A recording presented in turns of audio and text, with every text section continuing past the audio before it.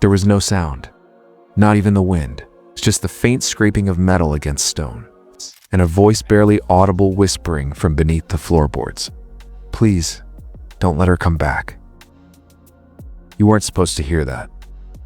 Supposed to know about the basement beneath the Sullivan farmhouse in 1834. But now that you do, you're already part of the secret. Virginia, 1834.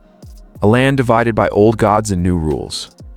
The plantations were dying, industry was rising, and the whispers of the Appalachian wilds hadn't yet gone silent. But amid that shifting soil stood the Sullivan farmhouse, a whitewashed illusion, hiding the most grotesque crime in American memory. On the surface, civility, charity, Methodist hymns, and family dinners. Beneath it, 47 children, shackled by the ankle, living in darkness. Their voices silenced, their names erased, their pain ritualized. The records were never meant to be found. The reports were buried in Henrico County's archive vault, sealed for the public good. But what if I told you the truth wasn't lost, just hidden, intentionally? You see, Constance Sullivan wasn't just a manipulative woman. She wasn't simply cruel. She was precise. She was surgical. And above all, she was protected. This isn't just a tale of a sadistic family. This is a story about how entire systems of power, church, law, community, and trade can be manipulated to not just look away, but help conceal the horror. For over 20 years, children from Pennsylvania, Maryland, even New York, vanished. Some taken from poorhouses, others lured with food, a few simply disappeared from their beds. They all ended up here, beneath her house, beneath her rules, beneath her name. And here's what will chill you. None of them screamed when the sheriff opened the door. Not out of fear, but because they had forgotten they were allowed to. Some say the screams still echo in those hills, but others, those who understand the real game, know better. The Sullivan family wasn't an anomaly. They were a prototype. If you're still listening, you're different. You're not here to be entertained. You're here to awaken. In this story, it's just beginning. They called their mother Sullivan a name that echoed not warmth, but obedience. Every child, regardless of age or origin, learned to say it, not because they believed it, but because survival depended on it. This wasn't charity. It was control. It was designed down to the smallest detail. Millbrook, Virginia, 1834. A quiet rural community of tobacco farmers, churchgoers, and widows trying to stitch life together after war and famine. The Sullivans knew exactly how to manipulate that backdrop. They didn't just blend in, they orchestrated it. Constance Sullivan wore modest dresses, carried a worn Bible, and offered weak smiles that made her seem harmless. She baked pies for the pastor. She spoke softly about the poor children from back home, and when someone dared to ask too many questions, she'd weep, real tears. She was a master of weaponized vulnerability, and the community swallowed it whole. You see, true evil doesn't show its face. It hides behind the image of the good woman, the hard-working husband. The White House with the wraparound porch. That's what makes it unstoppable. Now listen carefully, because this is where most people look away. The Sullivan basement was no accident. It was engineered. Stone. Walls were mortared to muffle sound. Iron rings were drilled into the foundation with military precision. Every inch of that place screamed premeditation. And yet for 22 years no one noticed. Rather, no one wanted to notice. Because truth makes us responsible. And responsibility is a burden most men fear more than the devil himself. Neighbors explained away the screams. Just sick orphans. Constant deliveries of food and medicine. She's generous. The padlocked doors, old houses creak. It wasn't blindness. It was complicity.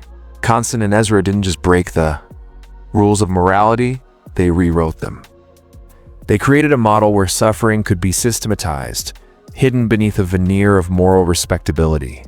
And it worked, because the average man then and now does not want to believe that the smiling face in the pew next to him is capable of horror. But you're not average, are you? You felt it. The gnawing suspicion that something is deeply wrong with the systems we trust. The truth is this: the Sullivan case isn't a relic of the past, it's a mirror. And if you keep watching, you're going to see just how deep that reflection goes. The chains on their ankles weren't the strongest part of the prison. The real shackles were in their minds. 47 children, different races, different accents, different pasts, but all taught the same sacred rule: silence keeps you safe. That phrase was whispered to them during feedings, etched into the stone walls, and repeated over and over in the dark until it became gospel. This wasn't chaos. This was ritualized conditioning, psychological warfare disguised as caretaking. Constance Sullivan didn't raise children. She reprogrammed them. It started with isolation. Days without light, no names, no identity. Children were given numbers, stripped of personhood. Each child was assigned a section of the room, chained at calculated distances. They couldn't touch each other, couldn't speak, could only listen. To the voice above, that voice came once a day. She descended the basement stairs like a priestess in a temple, her footsteps slow, deliberate. The children would freeze in place, heads down. If they flinched, they wouldn't eat. She spoke gently, so it makes it even more grotesque. "You're safe now," she'd say. "No one loves you like Mother does. The world gave up on you, but I won't." Gaslighting, grooming, indoctrination, a blueprint of psychological control. So precise that even the broken learned to love their captor. By the third week, the children would whisper thank you before each meal. By the third month, many forgot their own names. By the third year, couldn't remember a time when Mother wasn't God. This wasn't maternal instinct. This was psychological domination, learned, perfected. Where did Constance Sullivan learn this? It's a question we're going to answer. But for now, understand this. The basement was not just physical confinement. It was a behavioral laboratory. Punishments were swift but never loud. Pain was used not to break the body but to reshape the mind. If a child screamed, no food for 3 days. If they tried to speak to another, they were moved to the isolation hola chamber designed for sensory deprivation. But the most chilling detail: many of the children began to police each other. When obedience becomes identity, the captor doesn't need to be present. System runs itself. That's what we're confronting here, not just a family of monsters, but a formula. A formula that's still in use in other forms, in other buildings, in other institutions. And if you've made it this far, I need you to prove you're not asleep. Comment this phrase below exactly twice. Obedience is not safety. Obedience is not safety. This is how we awaken together. You think this was just one woman's madness? Think again. The Sullivan basement wasn't a secret because it was buried.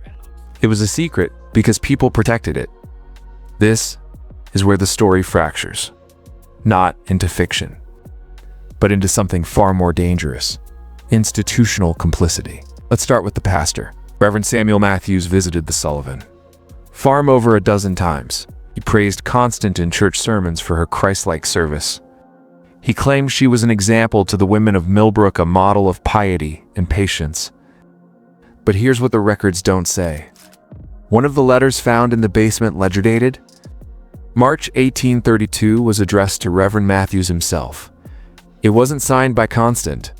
It was signed by a man named Elias Kettering, tobacco merchant who'd vanished from public record. In 1824, why was a dead man writing the local pastor? Because Elias Kettering never died. He changed names, identities, roles, and he was supplying Constance Sullivan with something far more valuable than money. Access. Access to poorhouses. Access to prison transports.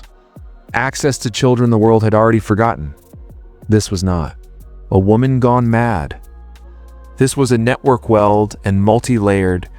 Merchants, preachers, even medical suppliers were part of it, knowingly or not. The apothecary in Richmond who sold bulk sedatives to Constance monthly. He never asked why she needed laudanum by the gallon. The blacksmith who forged the custom ankle restraints? He said he thought it was for livestock.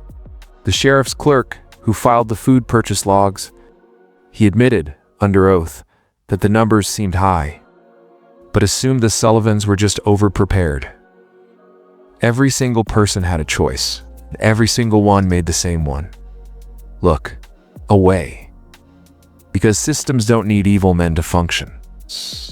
They just need normal men who are too afraid to ask why. And if you think that ended in 1834, you're not ready for what's coming next. These weren't isolated failures. They were part of a design. A mechanism built to conceal pain while pretending to manage it. Millbrook wasn't the only town. Constance Sullivan wasn't the only operator. What we're dealing with is an architecture of silence, a blueprint for how society buries its worst sins beneath words like charity, order, and God's will. And in Section 5, I'll show you how this same pattern appears again and again in other families, other farms, other forgotten basements. Are you ready to keep digging? Millbrook was never the center. It was just a test site. Once you understand how the Sullivan system functioned, how it was concealed, ritualized, and protected you, begin to see the echoes elsewhere. Other farms, other counties, other disappearances. Because this wasn't a standalone horror, it was a model of replication. Let me take you north. In 1828, 5 years before the Sullivan basement was discovered, a report was filed in Harrisburg, Pennsylvania. 3 children, all orphans from a collapsed workhouse, vanished en route to a new placement. No bodies were found. The supervising adult died of natural causes before questioning. Now go west. 1831, Ohio River Valley. A woman named Mercy Langdon was praised in Cincinnati papers for taking in abandoned souls during a regional famine. 22 children were registered as being under her care. 4 years later, the building burned. No children were ever located. Mercy Langdon vanished. And south. In 1833, just a year before Millbrook, a New Orleans newspaper quietly ran a classified advertisement seeking quiet, manageable, orphaned youth between the ages of 5 and 14 for charitable agricultural education. The post was unsigned, but the contact address matched an abandoned plantation formerly owned by the Kettering family. Do you see it yet? These aren't isolated tragedies. These are coordinates, points on a map that form a pattern. And if you follow that pattern, you will find one name reappearing over and over again: the Orphan Transit Commission. Publicly, it was created to relieve pressure on overburdened cities.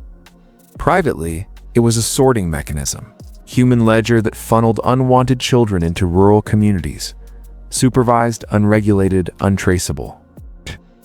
From 1810 to 1845, over 9,000 children were moved under this program, and no one asked where they went. But the Sullivan ledger found beneath the floorboards told part of that story. Inside were receipts, not just dates and names, but payments, specific sums transferred to men with initials matching regional commission agents. $14 for a healthy boy, $10 for a girl under 10, $7 for weak-bodied or unruly. This wasn't charity, it was commerce. A pipeline of lost children, hidden behind paperwork, blessed by churches, justified by bureaucrats. And now you know. Constance Sullivan was not just a monster, she was a client. Someone higher built the supply chain. Someone more powerful made sure no one looked too closely. 93 children. That's the number recorded in the Sullivan ledger. 47 were found. That leaves 46 unaccounted for. So where did they go? The official records are silent. The court transcripts from 1834 mention discrepancies in the accounting but dismiss them as clerical error. Historians, those few brave enough to even write about this case, suggest runaways, disease, or lost records. But buried in the final pages of the Sullivan ledger beneath coded phrases in numerical shorthand were 5 words scratched into the margin. The earth must be fed, not written like a metaphor, written like a rule. This is where the story turns. You see, the Sullivan basement wasn't just a prison. It wasn't only a system of labor or control or psychological dominance. It had ritualistic structure. Rooms arranged in geometric patterns, symbols carved into stone circles, keys, spirals. And in one chamber, sealed behind a false wall, investigators found something else. A pit, 6 feet deep, perfectly circular, lined with stone. Inside, bones. But not all of them human. Mixed among the remains were animal parts: goat, skulls, bird wings, a wolf's jaw. Above the pit, on the wall, a phrase written in ash and dried blood: "They must forget the sun." This wasn't punishment, this was offering. But to what? It's constant. Sullivan's writings confiscated and never published reference. The gray ones. Mentions of the veil below the root cellar. Talk of the hunger under the house. And multiple entries describe the children who did not learn silence as being given over or taken below. These aren't metaphors. Remember, Ezra Sullivan spent over 15 years expanding that basement. Not with modern tools, but with purpose. Local workers were only hired in fragments. No one saw the full blueprint, because what they were building wasn't meant for people. It was meant for something else. Here's the detail that should rattle you. The earth above the chamber where the pit was found, it was warmer. Even decades later, when investigators returned in 1904, soil samples recorded residual thermal anomalies. Nothing should have lived down there, but something might have. We don't know if the missing children were killed by the Sullivans. But the evidence suggests something far worse. They were given, not to gods, but to whatever watches us from beneath the floor. 6 years after the Sullivan case was officially buried, literally and figuratively, something surfaced again. A team of 4 government surveyors mapping elevation routes near the Appalachians in Western Virginia went missing. For 5 days, no contact. When they were found, 3 were dead. Mouths stuffed with soil, limbs folded backward, eyes removed. But the 4th man, Nathaniel Greaves, survived. What he said before dying 2 weeks later was written down by a local physician named Dr. Emery Pike. Greaves claimed the ground opened, not like a cave, like a mouth. He spoke of tunnels, not dug, but grown. And he kept repeating one phrase over and over: delirious. The children were singing down there. Authorities dismissed him as hallucinating from exposure. But here's what they didn't publicize. Near the site where the surveyors vanished high, in the Allegheny Ridges was a shallow cavern marked by symbols. Carvings identical to those found in the Sullivan basement. Spirals, keys, open circles with crosses. One symbol was etched deeper than the others, a long vertical slit with lines radiating from it like teeth. Dr. Pike took charcoal rubbings of the symbols. He sent them to the University of Edinburgh's Occult Studies Division. They were never returned. But here's what we do know. That mountain site. It matches a native Powhatan legend of the Mukumo, the hungry below. According to oral tradition, the Mukumo demanded the silent ones as tribute. Not just any child, but ones taken from others. Forgotten, broken, already dead in spirit. Sound familiar? These are rituals of psychic inversion, suffering transformed into a spiritual currency. And it's the same blueprint found in Millbrook, Mercy Langdon's orphan house, and the Harrisburg disappearances. Now ask yourself, how does a rural woman like Constance Sullivan barely literate duplicate ancient glyphs found hundreds of miles away, matching ones from indigenous myth, and recreate them perfectly? She couldn't, unless she was shown. This isn't the story of one woman. This is the story of something older recruiting. There are letters in the Sullivan ledger that reference the Concordat, a group or council. Some believe it to be a religious sect, others an elite brotherhood with access to ancient rites. One line stands out: she has passed the gate. She will now serve the root. The root, that's what comes up again and again in hidden documents. Hushed stories and journals smuggled out of similar cases across America. But what is it? In 1832, 2 years before the Sullivan discovery, Harvard Divinity School received a sealed parcel. It came from a missionary named Abel Litchfield, stationed near the western edge of Virginia. What it contained would never be cataloged in public archives. Inside, a bundle of hand-copied pages translated from a now-lost Algonquian dialect. A map showing tunnels and cave systems beneath colonial settlements. A single urgent letter. It was addressed to President Andrew Jackson. The message was clear. Something is being awakened. It feeds beneath us. The children are not lost. They are gathered. The root system is growing. The phrase root system appears 5 times, not metaphorically, as if this presence moves through the earth like an organism, spreading, connecting sites of trauma, sacrifice, and silence. It also names Millbrook, Mercy Langdon, Ezra Sullivan, and others. Individuals in rural pockets embedded in local churches, land registries, and orphan relocation boards. The pattern was clear. Each person received land grants from the same East Coast Bank, private fund, tied to an organization called the Concordat of Dominion, mentioned in Masonic and Rosicrucian whispers, but never proven to exist. Harvard's professors dismissed it, except one. Professor Elias Wren, chair of comparative theology, spent 3 years investigating. In 1835, delivered a private lecture to 10 faculty members entitled The Hunger Beneath, a study of subterranean invocation in post-colonial America. No transcripts survived. We do have fragments from his personal journal. It is not a deity. It is not a demon. It is a hive, a consciousness bound to the bedrock, feeding on psychic pain. The more children suffer unseen, the stronger it becomes. Wren traced it to a moment in 1667 Jamestown, when a group of settlers sealed off a cavern and wrote a warning in Latin, Radix Mundi non dormit. The root of the world does not sleep.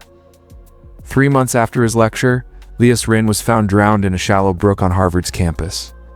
His hands were bound in front of him, feet unshod, mouth packed with twigs. The death was ruled accidental. His wife left a single note before vanishing.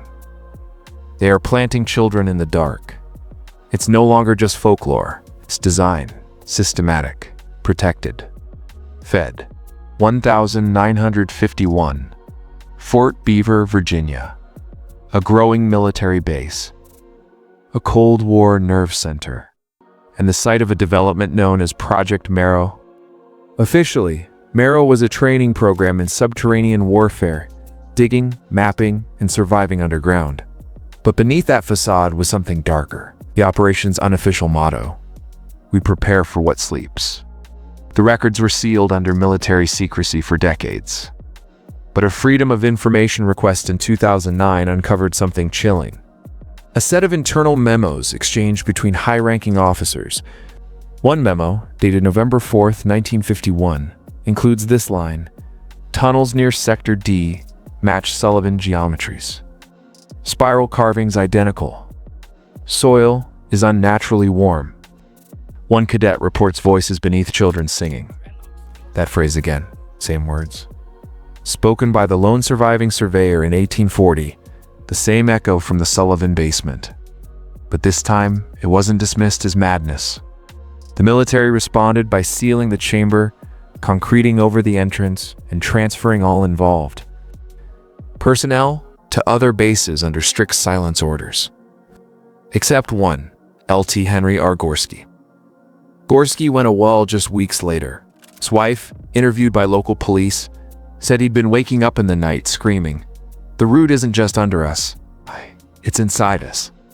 He was found hanged in a motel, off Route 29, just 15 miles from the old Sullivan property.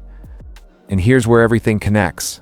Project Marrow's funding came from a civilian contractor, Kroll and Emery Holdings, a company that in turn had inherited assets from a defunct Bank Mecklenburg Trust, dissolved in 1889. The same bank that gave land grants to the Sullivans, Mercy Langdon, and Millbrook, straight financial bloodline. It's from 1834 to 1951. The rituals never stopped. They evolved. They were institutionalized. The root doesn't need primitive basements anymore. As underground test sites, foster systems, psychiatric wards. It feeds not just on forgotten children, but on the mechanisms that manufacture their disappearance. And then there's this. In 1952, just 1 year later, Fort Beaver's mascot changed from a traditional eagle to a tree, roots exposed, stylized. And beneath it, a Latin phrase never officially translated, radix mundi vivid. The root of the world lives. This wasn't a local horror, this wasn't a relic. It was a seed. They called it a basement. What was beneath the Sullivan? Home wasn't built to store tools or shelter from storms. It was a temple, a place of offering, the arrangement of the chains, the sigils in the stone. The hollowed pit in the center of the floor, precisely 6 feet in diameter, ringed with quartz and burnt iron filings. That wasn't an accident. It was a circle of resonance, structure engineered not through science, but through something older, sympathetic agony. The idea that human suffering, when ritualized, becomes a broadcast. And in 1834, they finally completed the signal. Because here's what investigators never reported. The house didn't collapse randomly. It imploded.